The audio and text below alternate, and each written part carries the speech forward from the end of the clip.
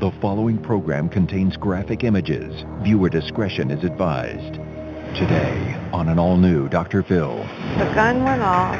Everything turned black. I was shot with a sawed-off shotgun. In the blink of an eye, you shot her in the face. 2 lives were changed forever. I think I'm a victim as well. What was taken away from you the moment that gun went off? My future, my dreams. For the first time, shall we go?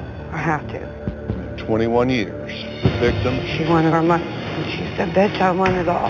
And the perpetrator... I don't feel like it was my fault. ...are going to come face to face. Let's do it. Why don't we stop all the drama, stop all the fighting, and let's go get you better. Here we go. Have a good show, everybody. If I can help get this family back on track, are you willing to do that? Ready, freeze, take. This is going to be a changing day in your life. Go, Dr. Phil.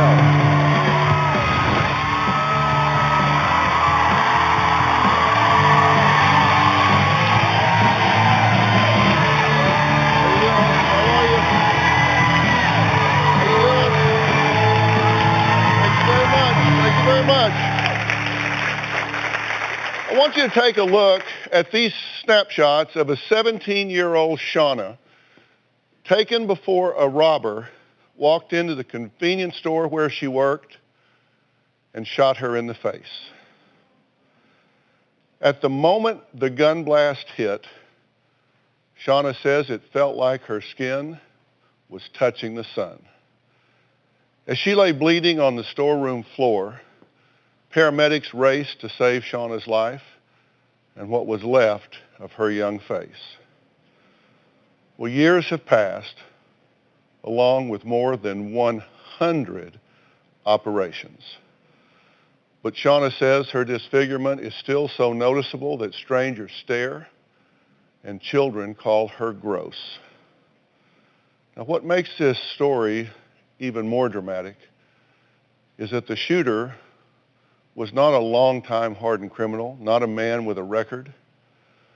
No, the one behind the gun was actually a teenage girl. She was 14 at the time. And what upsets Shawna even more is while she had to show her disfigurement to the courtroom, to the world, the shooter was allowed to hide her face during the entire trial. Today, for the first time in 21 years, the victim and the perpetrator are going to come face to face. Growing up, I had a very normal, happy teenage girl. I was 19 and Shawna was 17. We were boyfriend and girlfriend. We were deeply in love. In high school, I started working part-time at the grocery store. I took the job at the store because Bob worked there. It was a very busy Friday night. Shawna and I both were working the cash registers. 2 girls came in the grocery store to rob us. The girl that came through my line pulled a gun and said, "Everyone get on the ground, this is a robbery." It just happened so fast and I couldn't believe what was really happening. She set the gun on my face and I proceeded to give her the money. The last thing I remember, she said to me, "Bitch, I want it all." The gun went off, everything turned black. There was blood everywhere, all over the floor, all over the cash register. I recall someone saying, "We're losing her, we're losing her." My greatest fear was that Shawna was dead. That phone call was the most horrible thing you could ever have happen to you. I just thought, I got to get to the store. I was screaming, "Where is my baby?" When I saw the ambulance pull away, I knew it was bad. It was a horrifying Friday, January the 31st. 2 girls, not even old enough to drive, changed Shawna Hunter's life forever with the blast of a shotgun. It's a miracle that Shawna survived this shooting. I was shot at point-blank range with a sawed-off shotgun. The bullet entered my lower jaw. It took off all of my chin, my lower lip, my bottom teeth. The force of the blast fractured my upper jaw. 3 people were arrested for the shooting of Shawna. Mark Strickland organized the robbery. He taught the girls what to do. The 2 girls that were in the store the night of the robbery was Chantilla Ferguson and Jerrie Jones. Jerrie Jones is the girl that shot me at point-blank range. Jerrie Jones was 14 years old at the time. She was charged with felony assault and aggravated robbery. I remember Jerrie Jones very well at the trial. Since Jerrie Jones was 14 years old, they had a manila envelope in front of her face. I stared Jerrie Jones down the whole length of the trial. She would not make eye contact with me. Jerrie Jones was not remorseful at all. Knowing that she could hide behind that folder really pisses me off. Jerrie Jones could hide, but I cannot hide. I couldn't hide then, and I can't hide now. Jerrie Jones' mother was never in court. Her father was there and made the comment that, well, if the little bitch wouldn't have been working, she wouldn't have got shot. She doesn't need to bring her ass in the courtroom. Jerrie Jones and Shawna Ferguson were sentenced to 6 years. Shantella Ferguson pled guilty and said a tearful goodbye to her baby as she headed to prison. Then 14-year-old Jerrie Jones. I've had to have over 100 surgeries. I've had to be made fun of. I have panic attacks driving down the damn street because of her. She doesn't give it a second thought. Every day that I look in the damn mirror, I'm reminded of what she did to me. And this is a lifelong sentence. And it's not fair that her sentence was 6 years. Well, I'm glad to meet you both. I'm obviously sorry for the circumstance. I wish we were talking about something else, anything else, right? Right. The day this happened, you were at work as usual. It was about 7 o'clock. It wasn't real late, right? Right. And you were working the cash register. Right. You were 17. Yes. And take us back to that moment. You were ringing someone out at the register? I was ringing a man up, and when Jerrie Jones was next in line, she pulled the gun from her coat, ordered everyone to the ground, and told Bob and I that she wanted all of our money. Stepped around to me and placed the gun right here on my face. And the last thing I remember is saying to her, "Do you want everything that's under the drawer?" And she said, "Bitch, I want it all." And then everything just went black. I woke up about 30 seconds later, and I was holding myself up. There was blood everywhere. I remember Bob saying to me, "Babe, are you okay?" And I couldn't speak. And I could just see blood and teeth and bone matter everywhere. Did you realize at that point that you had been shot? Yes. Did you think you were dying? Yes, I did think I was dying. You thought, this is it. That's my blood, my teeth, my bone. I'm dying here. I was so tired, and I just knew if I let myself go to sleep, I wouldn't wake back up. Right. Did you stay conscious? Yes. And you remember this horrific burning? Just a burning that is unimaginable. I mean, the only way I could describe it was my face was melting. It felt like my face was on the sun. I just remember that thought. Well, Shawna says that it's painful waking up and looking at her own reflection in the mirror every day. Take a look. We'll talk. The first look in that mirror in the morning is always the hardest. 'Cause you wake up feeling so good. And then you look and you know that you're not.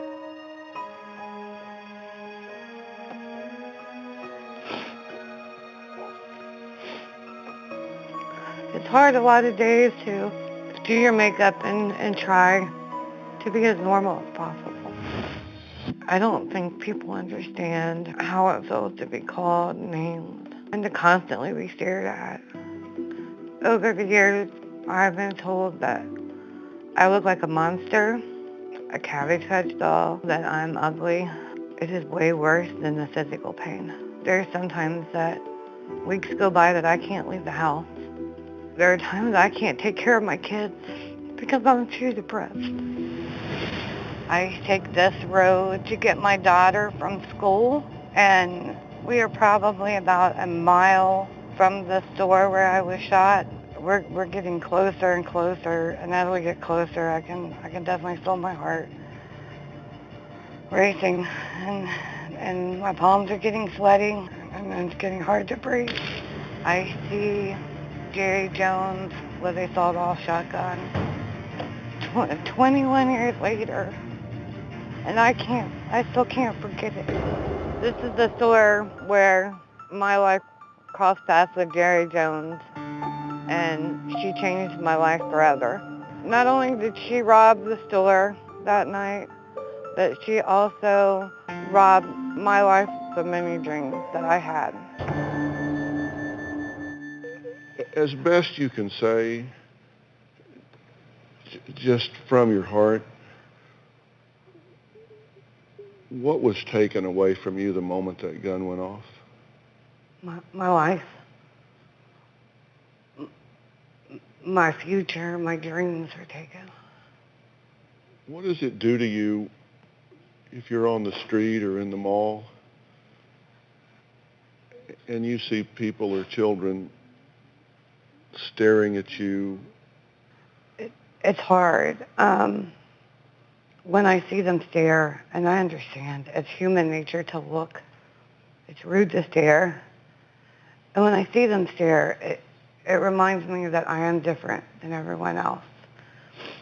And then it just makes all of the memories flood back into my mind. And it's that videotape that plays over and over in my mind of her pulling out that gun and just being so scared. And it's awful.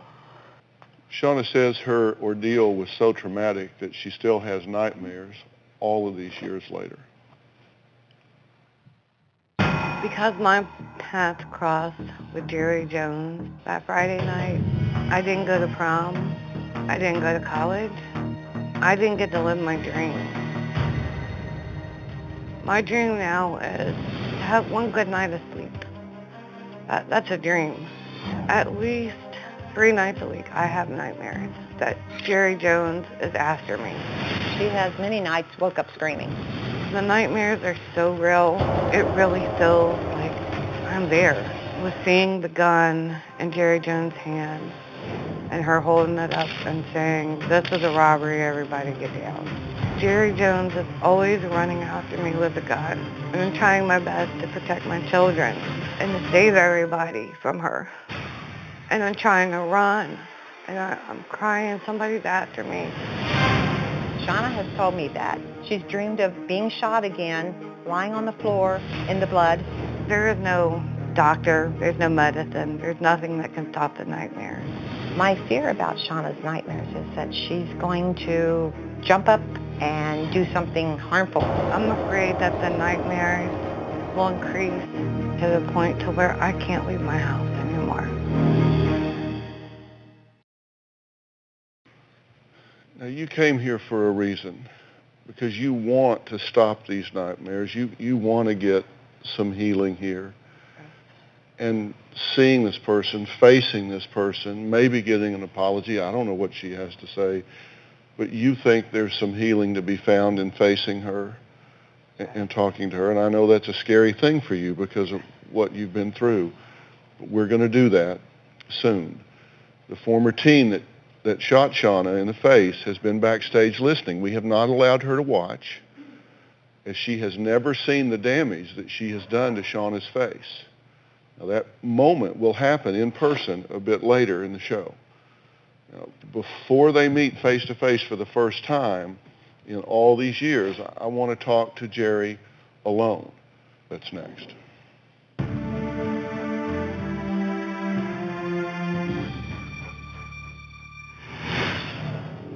I don't know where she got the point that I came in the store, kicked her down on the ground, and put a gun to her face. That's a lie. I didn't do anything like that.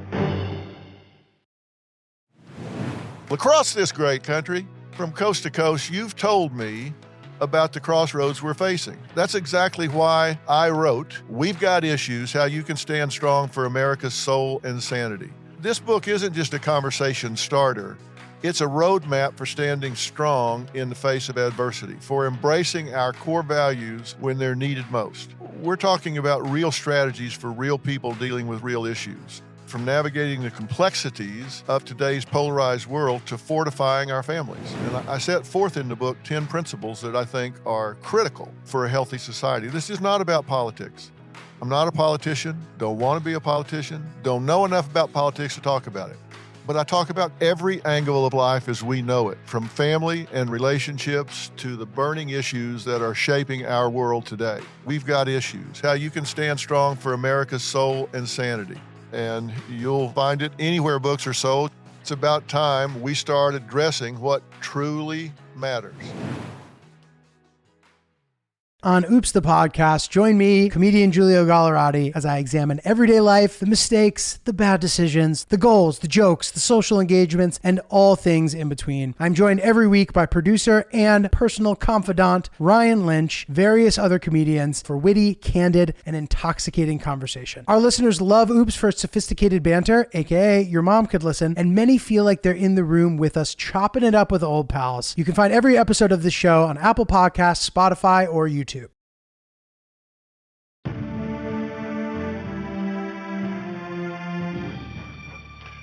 Jerrie was just 14 when she pled guilty for shooting 17-year-old store clerk Shawna in the face with a sawed-off shotgun. Jerrie wanted to be here to explain her side of the story that changed both of their lives forever. When I was a teenager, I got mixed up with the wrong crowd. One of the girls I started hanging out with was Shantella Ferguson.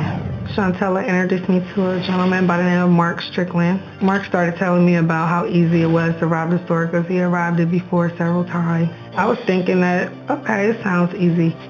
Mark gave us clothes to put on, the trench coat. He provided the gun. The gun was a sawed-off shotgun. It had a red scarf tied around it. I said, okay, did the gun have any bullets in it? He said, no, it only takes one bullet, but there aren't any bullets in it. When Chantel and I entered the store, I just pulled the gun out and said, give me the money. When Shawna was pulling the money out of the register, the gun just went off. I was like, oh my God, what the heck? I didn't know what to think. I didn't hold the gun to Shawna's face and shoot her. I don't remember pulling the trigger on the gun. I grabbed the money and ran. Can I take a break?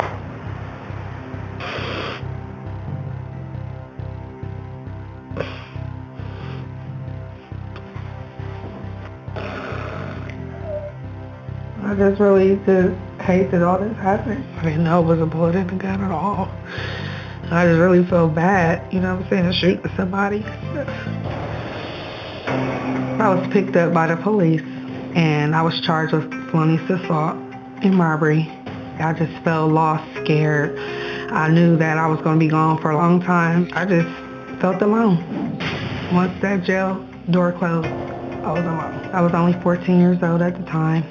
I ended up serving 6-year sentence for the crime that I committed. When I was in jail, I made a conscious decision to turn my life around. I regret what happened. It's important for Shawna to know that I didn't mean to hurt her, even though I do take full responsibility for what I did, but my intentions were never to shoot her.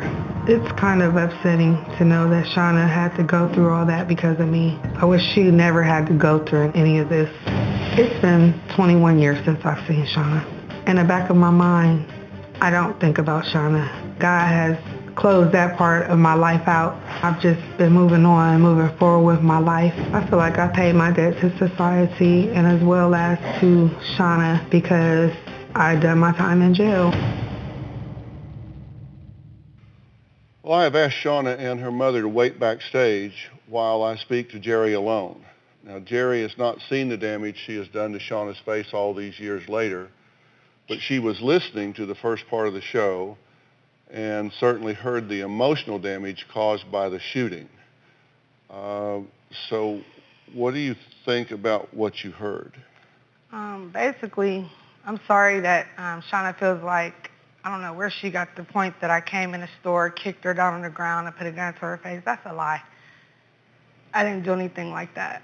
And I feel like I'm 14 years old. I was 14 years old. I'm looking at her. She's looking at me, shaking her head at me. Well, talk to me. I'm doing the interviews. You can talk to me.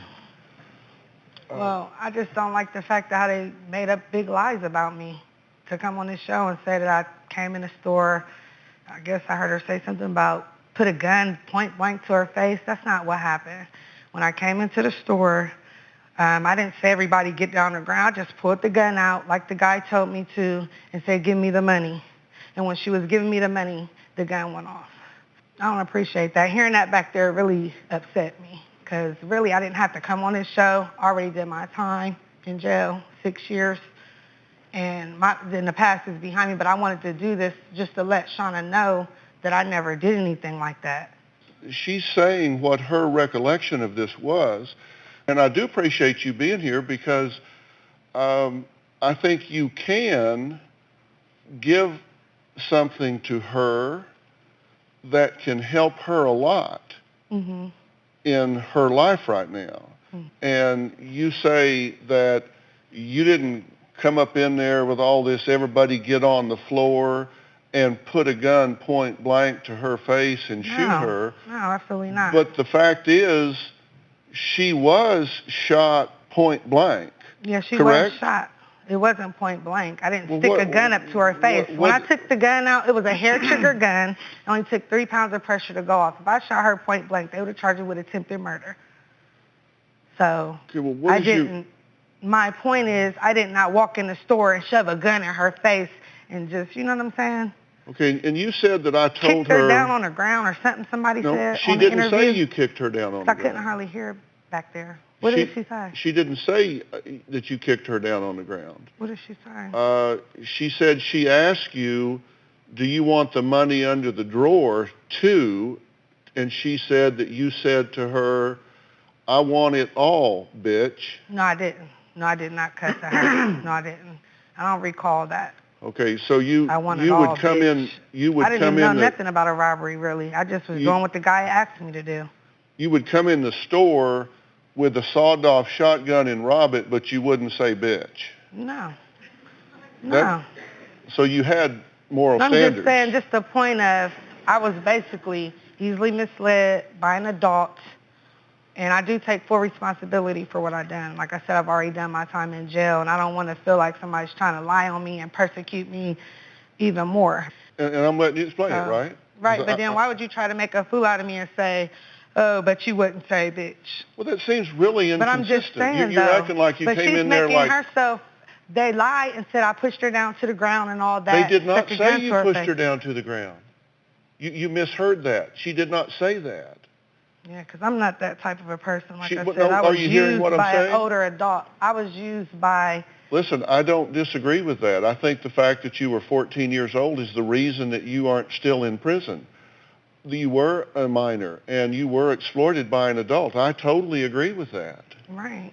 But you understand, she didn't say that you came in and kicked her down to the ground. I don't feel like it was my fault because I feel like I was used by an adult. I think I'm a victim as well. Everybody want to laugh at me in the audience. I was a victim too. I was a victim too, and I thank God that she is still alive. Because I feel angry because I never knew that that's how she felt about me. All this, you know what I'm saying? You shot her in the face. Okay, I understand that. Don't you think she's entitled to having some feelings about that? You shot her in the face. No, I understand about her feelings, but I'm saying, like, as far as, I don't know.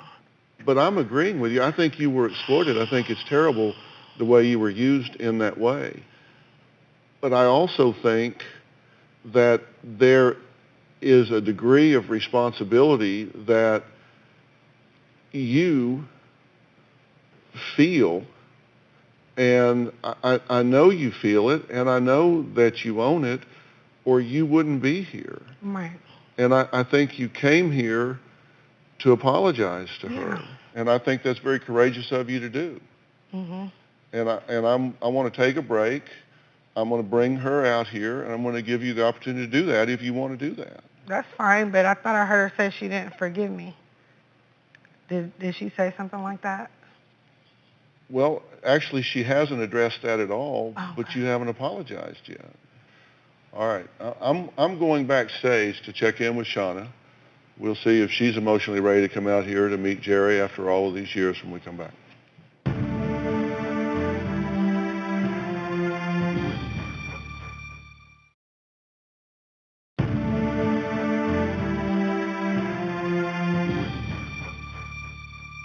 How do you feel about talking to her? I'm okay with talking to her. I'm good. I recommend that you do it, and I'll tell you why. I think monsters live in the dark.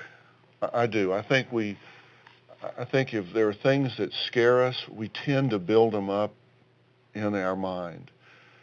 And I think you have fixated her with a gun in her hand at 14, coming in a menacing and threatening way. And that person is gone. And the person you're left with is the person that's here. And I think you can replace that image, which no longer exists, with the image, for better or worse, with what it is now. And I think that she's being defensive because in her heart of hearts, she knows her position is very difficult to defend. Now, listen, and make no mistake, I do agree she was 14.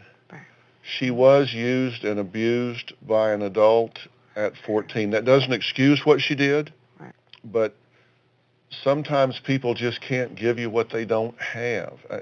But I think it's good for you to talk to her. I think it's good for you to tell her how you feel. Don't be intimidated by her in any way whatsoever. Just tell her how you feel, and let's hear what she has to say. And I think you'll feel better for filling in the blank. Right. But it's totally up to you. I'll be right there with you. Your mom will be on one side, I'll be on the other. We'll be right there. Shall we go? I have to, yes. All right, let's do it.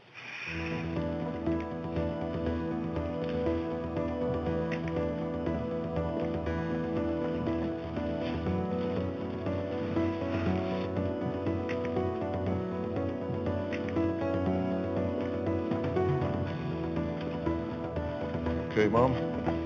Yes, I'm fine.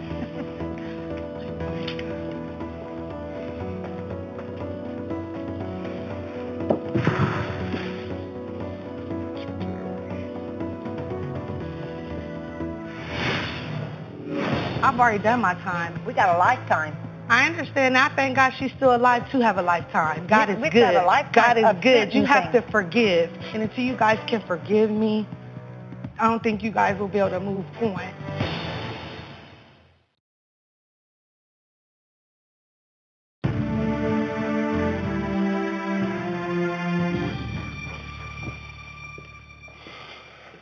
Jerry, this is Shawna. Hi. This is her mother. Hi. Shawna, this is Jerrie. You've not seen her for a long, long time. Right. What did you want to say? I just don't want to be afraid of you anymore. Oh, I'm so sorry. I don't want to be afraid of you anymore. Yeah, because I never meant to hurt you. I promise. It was an accident. I didn't even know. So sorry. I don't want to see any more of my nightmares with that gun. Yes, ma'am. I'm so sorry. Tell her what you've thought about. Tell her what your experiences have been since that time. I had 2 children. And when both children started school, they had to hear, your mom is ugly. Your mom is a monster. I have heard that I shouldn't go out in public looking like this. I've got so many names I'm stared at every day. Every day. My life is surgeries. That's all I do. Doctor's appointments, doctor's appointments. I'm still not done. There's times I'm so depressed I can't leave my house. And I can't take care of my kids.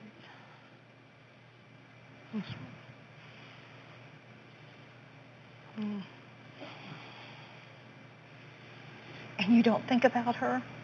About her? You don't think about her all these years? You don't think about her? I've thought about her, No, you but said at the you same don't. time, no, I haven't lately. I've kind of moved on my life, and I don't mean to say it, so I don't mean for it to sound like that or however you feel, but I do think about you from time to time, but I have asked God for forgiveness, and I'm so sorry that happened. You know, I'm so sorry. You didn't have to do it. I didn't. I didn't mean to. It was a hair trigger gun. The gun only took one bullet. You didn't have to have the gun in your hand? I didn't have to. I was easily misled as a child. I apologize. I thank God that you're still alive. You didn't because have you to were set shot it in to the my face. face. Huh? You didn't have to set it on my face. I didn't set it on your face. I remember pulling the gun out and asking for the money. And I remember you put the money in a brown bag. And at that point, when I was reaching for the money, the gun went off. That's what I remember. Okay, but here's the thing. So I didn't never put a gun in your face. The gun had to have been setting on my face because it was a buckshot and it exploded outwards. The doctor said, had the gun been an inch further back, you would have taken off my whole face. Had you been that far back, you would have blown my whole head off. So it was setting on my face. Well, I don't remember that, ma'am. Okay. And like I said, I apologize. Do you apologize that happened to her, or do you apologize for your role in this? Yeah, I've already done my time, and I do apologize for my role in this. We got a lifetime. I understand. I thank God she's still alive to have a lifetime. God is We've good. got a lifetime God is good. sentencing. You have to forgive. You have to be able to forgive to move on. And until you guys can forgive me, I don't think you guys will be able to move on. I have forgiven myself. That's why I'm able to move on. I haven't had a nervous breakdown, lost my mind, or anything else. I have. You have? I have. Okay, well, I apologize for that. I do forgive you. But it angers me that I have to live with it every day and you don't. That angers me. Yes, ma'am. I understand that. It angers me that nobody has to know who you are, that you can walk around and nobody has to stare at you. That angers me. I just want you to know I'm so sorry. I'm really sorry now. And I decided to come on here. You know, I knew I would be opening up a big thing, but I went out on a limb. You know what? It's like you were saying, nobody has to look at me funny. But they can if they want to now, you know. But hopefully hearing both of our sides. So I just didn't let that stop me. Right. Even though I know I was 14, everything was sealed off. Like I said, nobody knew anything. But I was willing to be a woman. Thank you. And come on this show and let you know I'm so sorry. I'm so sorry, ma'am. Thank you. That's not the kind of person I am. Can I give you a hug, if you don't mind? I want to be sorry. Thank you,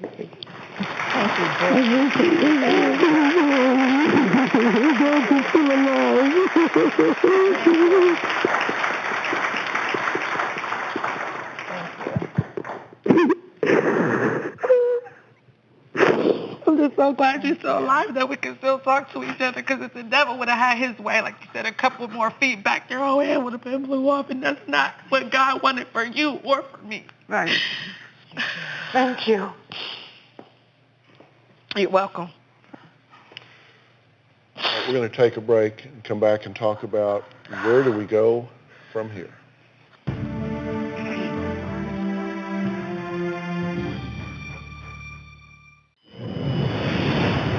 Today, 21 years later, I still have to be strong and supportive for Shawna. I never ask myself when it's going to end, because I know it's a life thing for Shawna. Shawna's a very strong individual. She's still a bright person. She's still a beautiful person. It's not what's on the outside, it's what's on the inside. Well, that was Bob, and he was working the cash register next to Shawna the night that Jerrie came into the convenience store and committed this robbery and shooting. After the shotgun blast, Bob says it was especially traumatic because Shawna wasn't just his coworker, but also his high school sweetheart. I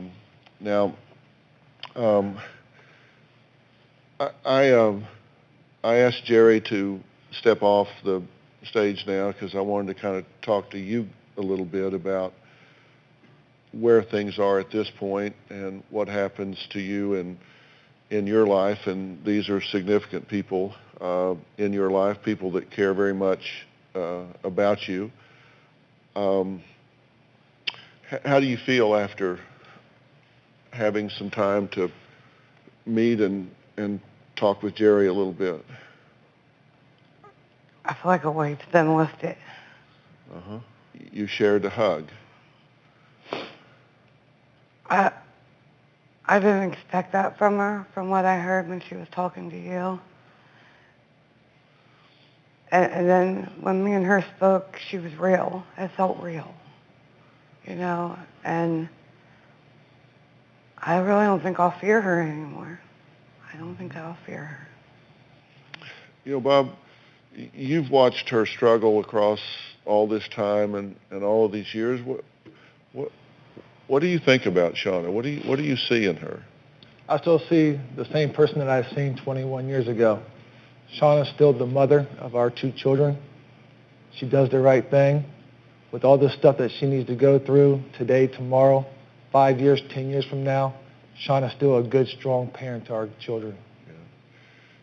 Yeah. Do you sometimes step back and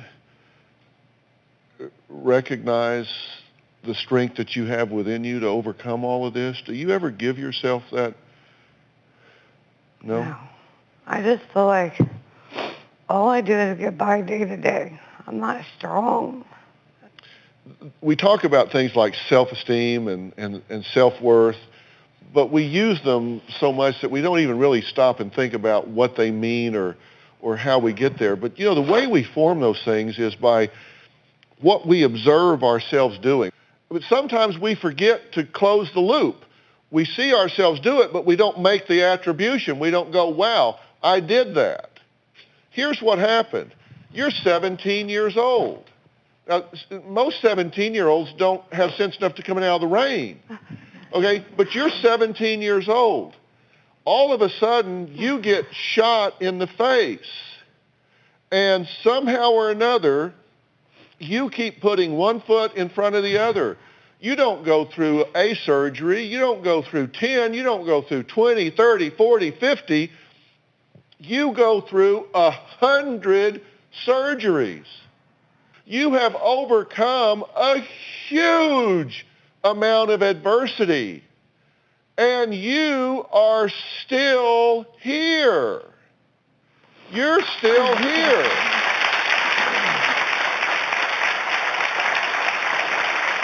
We're going to come back and talk about what post-traumatic stress is. You might be experiencing in your life. I think you have been in yours, and I want to talk about how to eliminate that from your existence.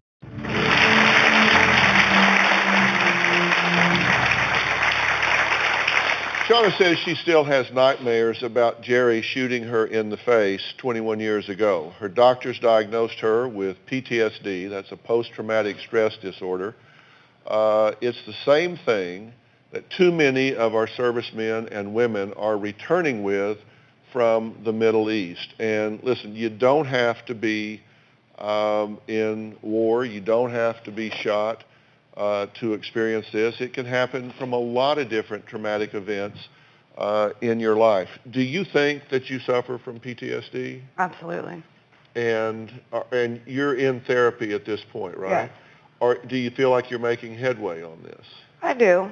Sometimes I feel like I take a step back. Because what I might like to do, and I certainly don't want to get in the way of the ongoing therapy that you have, what we might do is offer to add additional resources to what you're doing with some very specialized post-traumatic stress disorder protocols that could happen with this. And for anybody that doesn't know what we're talking about, some signs of PTSD is, first you would have had exposure to a traumatic event, and you might start to experience nightmares intermittently. You could be reliving the event mentally and emotionally. When I say reliving it, it's like it happened that day. It comes back to you just as though with the same intensity that it just happened. You can have crippling reaction to cues that are associated with the trauma. It could be a loud noise, like a car backfiring that sounds like a gunshot. You'll find that you're having persistent avoidance of stimuli that are associated with the event. Persistent anxiety not formerly experienced, significant impairment to social, occupational, or personal functioning, meaning that you just kind of drop out of life. You just I don't want to get out there anymore. Reactions like this that last longer than a month, and we'll have a lot more about this on drphil.com. But this is treatable. We work with the leading experts on PTSD in the world. and I would like to bring them to your doorstep to help you with this. And I think some of the things that happened today might really help with that. Mm-hmm. But then maybe we can do some things that really kind of get you further down the road on this and give you some skills to stop doing this, because I like to take that out of your day-to-day experience. Thank you. Yeah. Are you glad you came here? I'm just happy that I came. I'm so happy. I feel so much better. Okay, that's what we wanted to do. Yeah. This is not. This is all about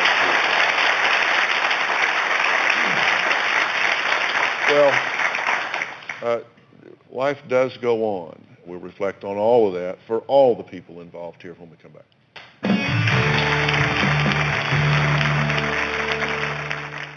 Well, I want to thank all of our guests today. And, sometimes, I think, Jerrie said it pretty well. It's been a lot easier for you to stay home and just go on, but you didn't do that.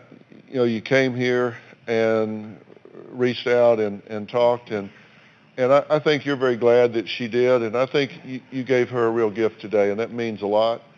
And I hope you kids are really proud of what your mother did today, because she came here and stepped out. And so let me see. We've got twins here, right? Yeah. And the twins are Dynasty and Diamond, right? Yeah. And then this is Destiny. Yeah. And then this is Cody, right? Cody. So God bless all of y'all for Thank you. God being bless here. you and your son. So thank you so much. And listen, thank you for coming. And I'm so glad to hear you say that you're glad that you did come. Yeah. And I think that I know you're glad to hear her say that she came. Yeah, thank you guys for forgiving me. I really appreciate it. I'm so sorry. Yeah. Thanks for being here. So long.